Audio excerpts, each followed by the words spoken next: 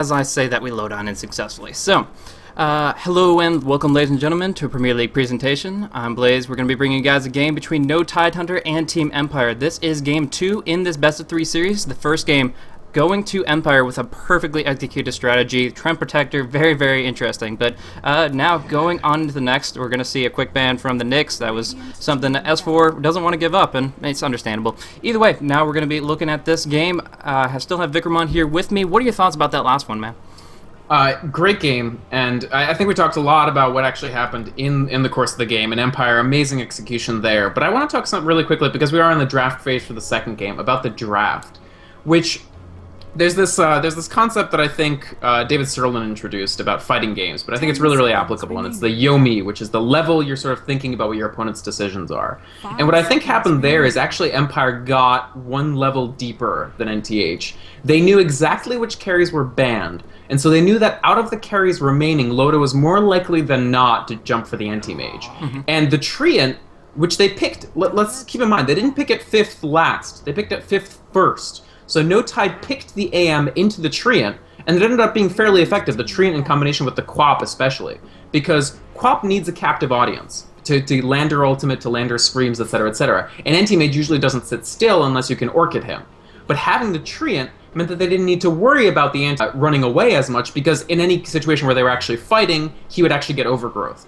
And they also knew that they could go that balls to the wall approach, because AM has very little to contribute before he gets the item after Battle Fury. So they almost dared No Tide to take the AM, and they still did. And consequently, they sort of they activated Empire's trap card, so to speak, right? But we are going to see No Tide running the Wisp, so they're going to go way more aggressive this game.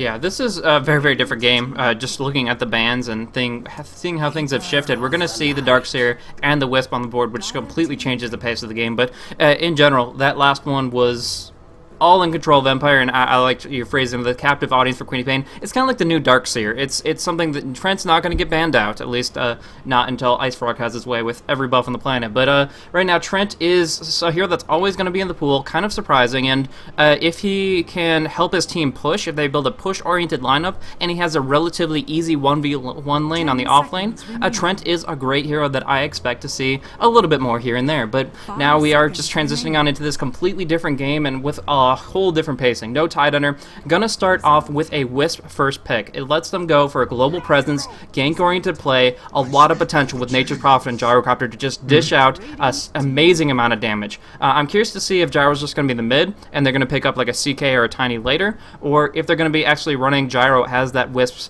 pretty much a symbiote with their opportunity to gank across. But I like how Team Empire is answering back right now. They are picking up Darkseer, Keeper Light, team fight heroes. If they can go as 5, they can win as 5 no matter where Wisp or Nature's Prophet may be. Definitely. Team Empire's big dilemma right now is, do you go with the Keeper of the Light and potentially fall to that enormously ganky lineup, or don't you? I like that they didn't. I like that they picked up the Quap again. She would actually be likely to cop a ban in the second phase from No Tide. I want to quickly talk about why I like No Tide's draft a lot here. They pick up 3 very good heroes that they all like playing. Nature's Prophet, honestly, I feel like is climbing to the new like Admiral Bulldog hero, just because teams pretty frequently ban that lone druid against him in the first phase. We can talk about the wisdom of that at another time, but what they do here is that they give him one of his best heroes that's very, very strong in the current metagame. It increases the global ganking potential, and they don't pick a pair for the Wisp. And No Tide are one of the few teams I think that can credibly do this, because most teams I feel like generally only pair the Wisp with the CK, and maybe sometimes a Tiny, but No Tide actually pair it with a lot of different heroes. They'll do it with the CK, obviously. They'll do it with Sven. Loda plays Sven sometimes, pairing up with that. They'll do it with Tiny. They'll do it with Ricky Maru, who it's very difficult to justify banning a Ricky Maru just because a team might run a weird little like Wisp dual mid combo against you, but No Tide are actually really good with it. And so you are forced to spend these bans on stuff like the Chaos Knight that you generally wouldn't regard as that worth banning, but that it's almost like a sort of Damocles, right? Like you see the Wisp, you know it can get paired, so you want to ban it, but you only have 3 bans left, and you can't ban every hero that No Tide is going to use with that Wisp. Yeah. Yeah, just too many dynamic options there. Like you said, the Sven in conjunction with the Chaos Knight, the Tiny. I'm surprised No Tide actually first banned out the Lifestealer themselves. I'm not surprised they banned it out. I think that they probably would have taken that out if they wanted to go for a Riki or something. What I'm surprised is that they did it as their first ban. I think Phantom Lancer would have been a little bit more appropriate because it's guaranteed. You want that out. You don't want that with the Keeper Light. But interesting enough, taking out the Lifestealer first and the Shadow Demon third, that's a little bit interesting here and there. But it's just kind of changing it where they don't want to have to worry about really powerful lanes. They don't want to worry about open wounds, disruption to set up Keeper Lights, illuminate, so on and so forth. But also answering back, Magnus being banned out for Team Empire. They've got their initiation. They've got their Darkseer. They do not want to face up against an S4 Magnus as well. Definitely. I like the Magnus ban a lot. So they are going to go with Riki. I was actually almost feeling a little bit of Juggernaut action, but they are going to go with the Riki instead, which is also, honestly, really, really good.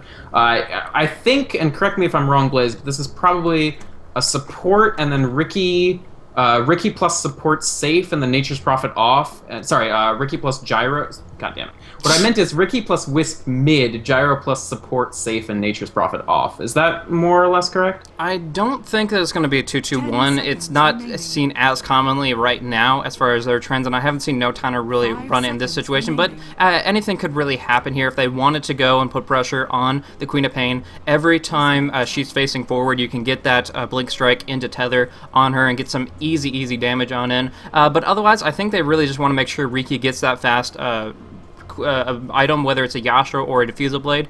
And if they were just focusing on that, they could go Riki and picked up by Loda, Wisp picked up by Egum, and then have Gyrocopter run by Ake as a support or as a mid for S4. I mean, those are two flexible options they have there. So in that circumstance, if you have a Tether Blink Strike into a homing missile, that's a lot of quick disable and burst that even a Darkseer might have difficulty dealing with if you do it preemptively enough, because Gyrocopter has a ton of range on that. So setting things up nicely, I think that could be a strong tri lane, but like you said, there's a lot of different ways they can run it, and we'll have to see. Definitely think Emerald Bulldog's going to be in the profit, though. Yeah, no, that's I think the one thing that we definitely know. That's the thing about Gyrocopter. Gyrocopter is a great pickup for no Tidehunter because they are willing to run him basically anywhere they damn please. We've seen Ake support Gyro, and it's great. It's actually fun to play too, so you should try it at home. And we've seen the carry Gyrocopter on Loda. We've seen mid Gyrocopter on S4. Mid Gyros, I think on the outs a little bit. There was an interview with Fata from Mouse in which he's like, I used to love playing mid Gyro, but sort of everybody realizes now just how gankable he is in the middle, and it's true. He is very, very gankable relative to a lot of other heroes. So I don't think we'll see the mid Gyro, but it could happen. That's the thing with No Tide. When they pick up a Gyro in the first phase, you have no idea where the draft's going. They are going to go Night Stalker S4. This is something they're like 3-1 against Empire, specifically with the Night Stalker mid for S4.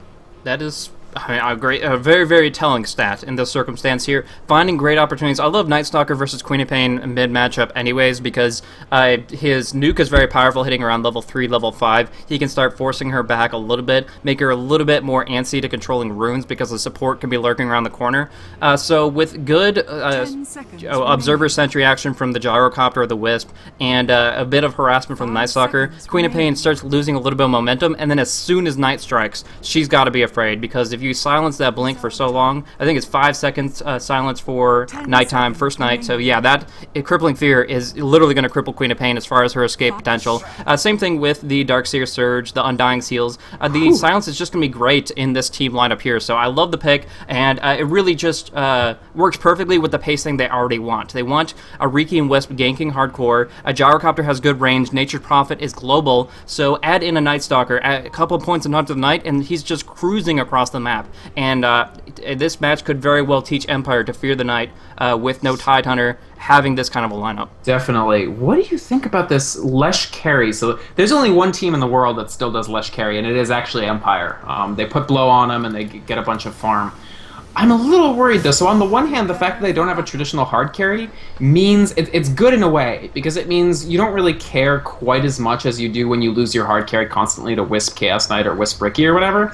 Because if Wisp and plus X get on your carry player and you're playing like a hard number 1 person like Void or something, you might as well concede, because your game plan is totally stuffed at that point. When you don't have a hardcore number 1 that like is critically important to your game plan, and you sort of spread it out over the Queen of Pain, the Lesh, the Undying, the Darkseer, you're not quite as sad when you sort of inevitably lose people to the Wisp. On the other hand, Night Stalker versus Lesh, tough situation for Lesh if he gets caught out. True.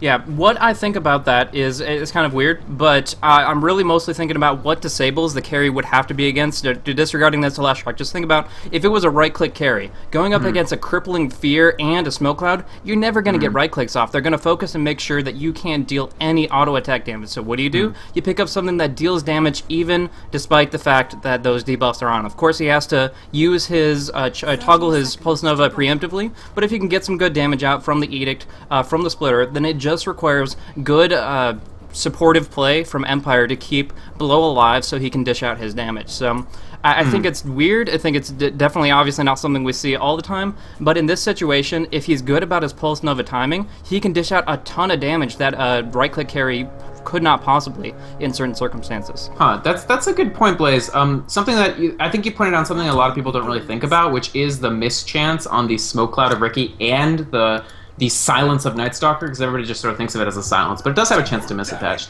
Now, I think Empire could have countered that by going something like a Weaver, where it's somebody with an MKB that's already fairly core to their thing, because obviously that'll override the issue with the Smoke and/or the Crippling Fear. True. But I think it's a good point, honestly. Any carry like a Luna would have trouble with that until she gets her BKB, and really even after.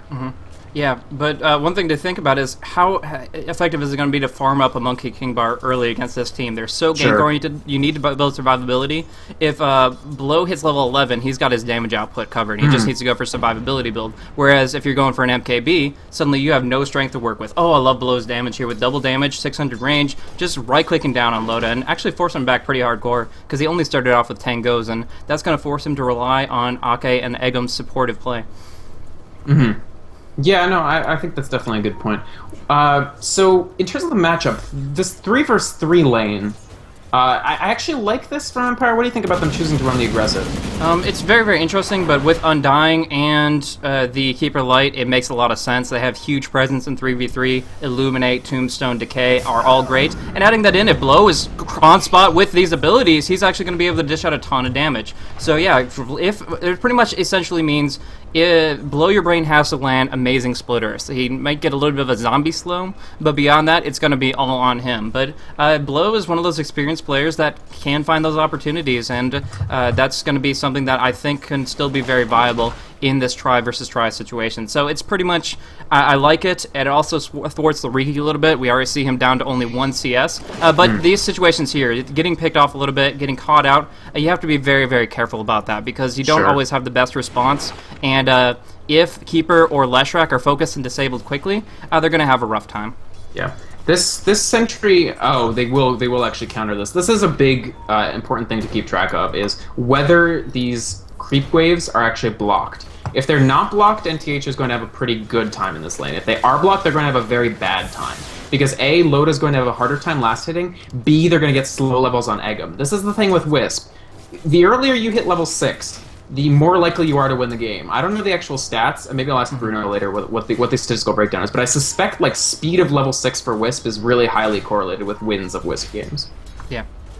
So, and when you're in that try lane, you need those pulls to make sure that the other people in the try get XP. Absolutely, 100%. If Eggum sits at level 1, level 2 for too much longer, then it's going to dramatically reduce their potential to accomplish anything here. I mean, a couple of easy right-clicks on Silent, they'll take that nicely, but now Goblak is sitting at level 2. We do see the dive onto Emerald Bulldog. Already forcing out the teleport earlier on makes it so that Scandal can play this aggressive with his Iron Shell, with his Surge, but now taking a few hits from the tower, it's going to be kind of even. The one thing is that there is a haste rune on mid, and Night Stalker's in a pretty bad spot. He's already been harassed quite a bit, and unless he jukes perfectly, he gets a Gripple, and is actually doing some right click. Oh my gosh, what is he? I guess he just wanted to try to dual damage under tower, but without a TP coming on in, it was pretty much suicidal.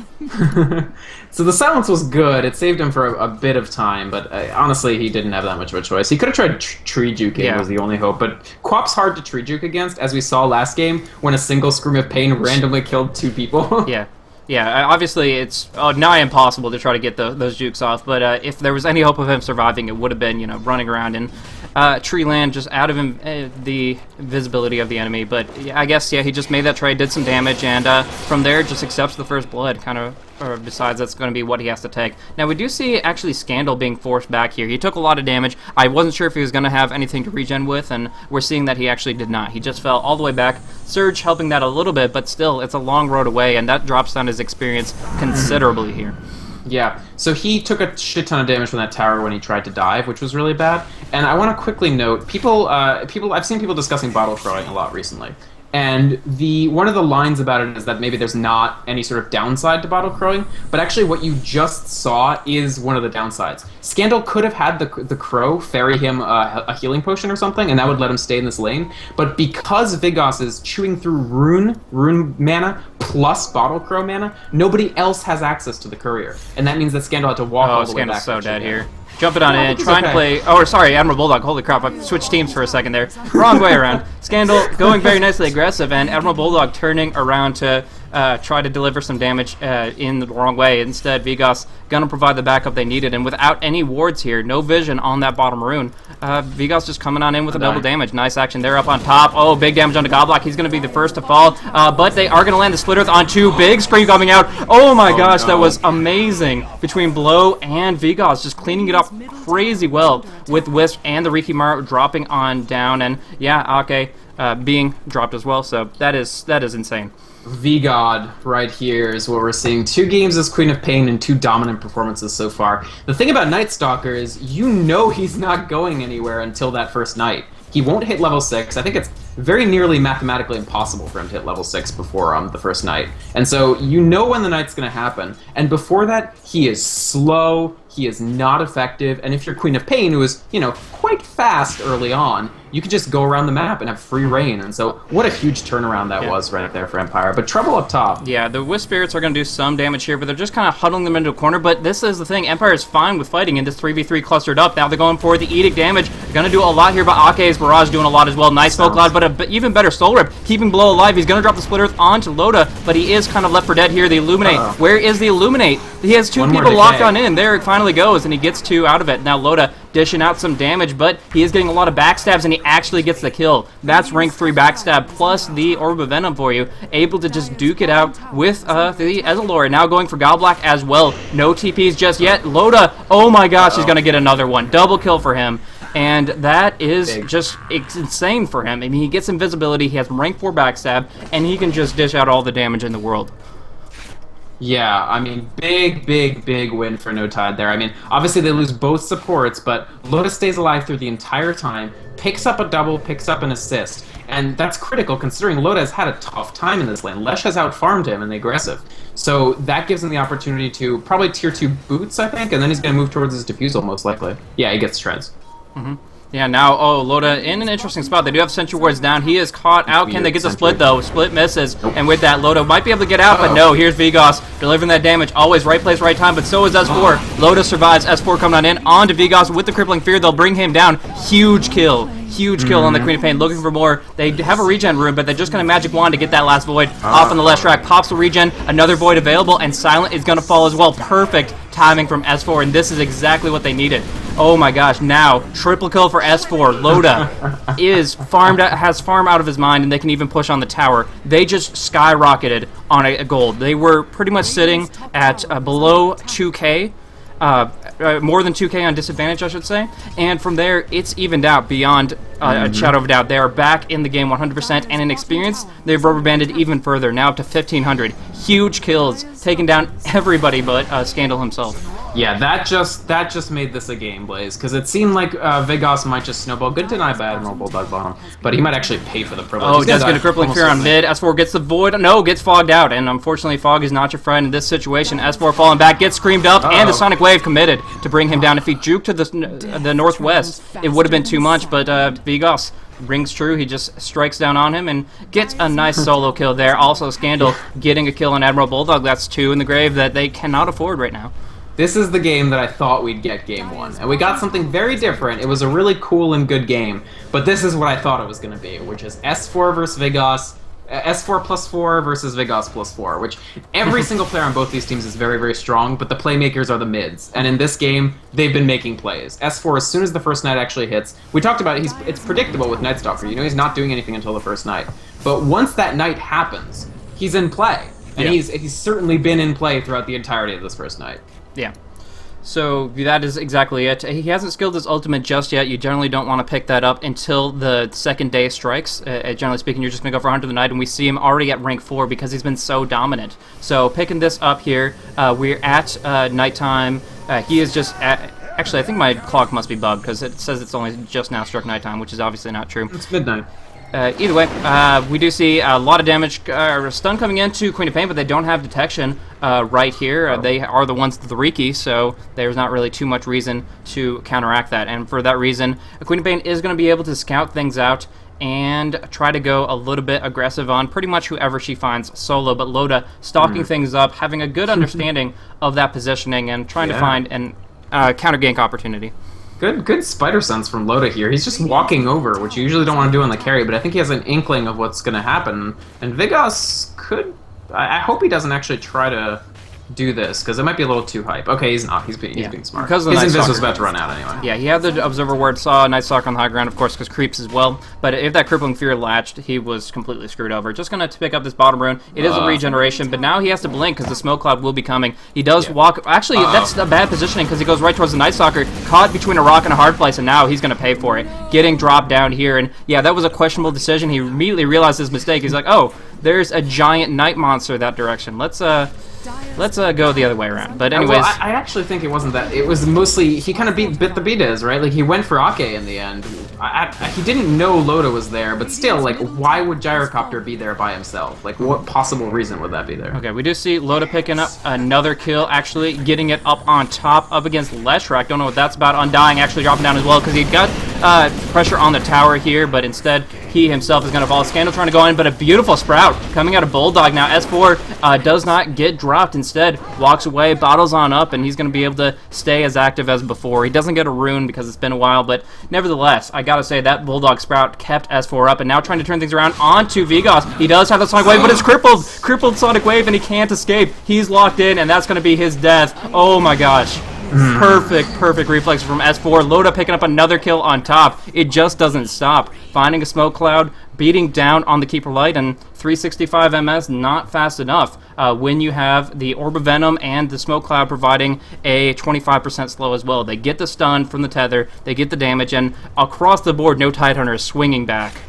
Yeah, I mean, gotta say, these last 3-ish kills, I don't want to say the word feed, but they were kind of big feeds. Like, this is the dark side of this sort of hyper-aggressive CIS style that we all love watching, but if you start getting down and your response is just to pour more heroes one at a time into the meat grinder, that compounds your disadvantage so quickly. It takes you from what's an even game to a game which you are quite a bit disfavored. And it's basically a feedback loop as well. Because when you're playing an aggressive composition focused around, you know, big damage with the Queen of Pain, and you get behind, you're like, uh-oh, like, we're behind because we're not being aggressive enough. We have to be more aggressive.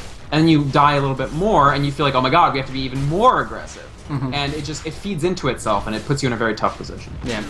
On top of that, actually, they're going to go engaging on this. Relocate comes on through. The call down not going to hit on too much. Scandal does get a nice vacuum, but he's on such low life, he might drop himself. It is going to be Vigos as a target of choice. They bring him down and now can turn to the remainder. Scandal still going to be able to get on out of there from Ake. Long pursuit, but we do see Godblack is the one to take a fall. They get the Sentry down on Loda, but he'll just take the Tombstone for a little bit of extra bounty. So cleaning this up nicely. S4 with that haste rune is really, really a force to be reckoned with, and they're going to all have to fall back from here. Just good control from no Tidehunter, engaged on that fight at a great timing, and the relocate starting things off very nicely. You really have to realize that there's always the potential for 3 heroes to jump into any position on the map.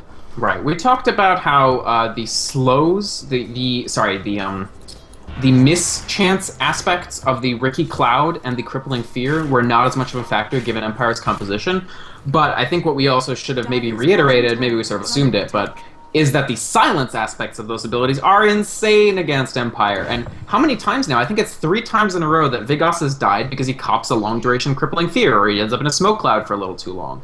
It's tough as Queen of Pain to go up against a team with this many silences. I think we'll possibly, even after the Midas, it's actually a pretty late Midas for Bulldog, but I think we might see Orchid as his first item, because it's just going to compound the issues. I'm actually really surprised that he'd even bother going the Midas after the Treads and Bassy, but you can't count out the experience gain. I mean, jumping up to level 11 really quickly, as well as getting some nice gold, it provides you that late game security that they just have to kind of turtle in their tier 2s, and suddenly they have unlimited potential, because Empire has drafted effectively a team fight oriented lineup. They're ready to go 5 versus 5 with Vacuum, Split Earth, and Sonic Wave, but they are not really getting that much farm onto Blow. He is sitting only at 50 CS. His GPM is not terrible, but it's 293. He's not going to be a hard carry Leshrac. He's going to be a team fight with some good survivability items Leshrac. And in this situation, it just feels like they're going to be... They have to make something happen now. They have to shift the kill as in their favor entirely, or they're just going to fall behind. Yeah, I mean, I like that Empire are pushing. They're generating more open space across the board. They're trading towers, so they realize that they're probably not going to get a major tower advantage this way, but what it does is give Queen of Pain room to roam around to spread out and try to pick off kills. It'll be useful as long as they can keep track of those relocate cooldowns and where the Wisp are at any given time, to make sure that the Queen of Pain just is away from the silences or can deal with the silences. Particularly during daytime, until S4 hits 16, you can pretty much rely on there being a substantial period of daytime in which you don't have to worry about him quite as much. Of course, once he is 16, I don't know what the ratio is, but it's something like 80% night from that point onwards. So Ake actually finding farm himself. I think it's almost like they're playing like a kind of a 4 carry lineup to an extent, all semis effectively. I mean, Riki has some great late game potential, but generally speaking, I would still classify them all these heroes as mostly semi carries. Night Stalker going for Armlet, Ake farming up on stacked Ancients, Bulldog picking up a Midas. All of them are gonna go and get a decent amount of farm and a decent amount of potential to dish out damage in towards the mid game. So I really, really like the fact that they're accomplishing this, and all that really they need to make sure is happening is Eggum providing good wards, good control of the map in general, and from there, as long as they're not losing Raxes, they're always getting an advantage over time.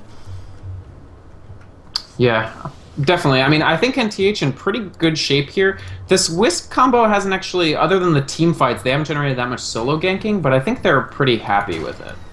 Like, they're happy to just generate space. It looks like... Do you think Ake is going to go into gimmick straight Rapier that we haven't seen in a couple months? Because he's got 2,000 already. He could still go BKB. Actually, BKB, probably. There's way too much of a foundation to lay before that. He needs to get, like, 3 other items before he can actually consider that viably. Well, the support gyro, the Ake support Rapier gyro, actually, is pretty much just straight Rapier. Obviously, it's a very dangerous gambit. I think it depends on how the game is going. Like, he's going to hold on to this gold for a little while and see sort of how it feels. If it feels like they need a lot more damage to sort of drag themselves back in, he'll do it. If not, he's going to go the BKB, because BKB obviously amazing against this team. Yeah, there's different ways to run it here. We do see just kind of poking back and forth on the mid lane. There's going to be the Illuminate to push back the creep wave, but they're going to jump in. Loda on top of Leshrac. However, the Sentry War goes down, Blinding Light, as well as the Tombstone, but there is going to be a whiff of the Sonic Wave from Vigos, pretty much hitting nothing, if only one hero. That does get dropped down. Now we do see Scandal actually dropping the Wall of Replica, but without the vacuum available, Bulldog just walks away. Now pursuing on to Goblak, trying to juke in trees, but you can only juke so long without a TP scroll up against a Night Stalker. Trying to buy some time for Queen of Pain. They do get the kill onto Bulldog, but they have to run from here, and Scandal can only run so far. Crippled on up, he is going to get locked down, biting the bullet himself to let the Queen of Pain attempt to escape, and it looks like that's all they can really take away from that. Losing the wall there was actually really harsh. If they had generated delusions, I think Vigos would have been happy going back in and popping off another Scream of Pain.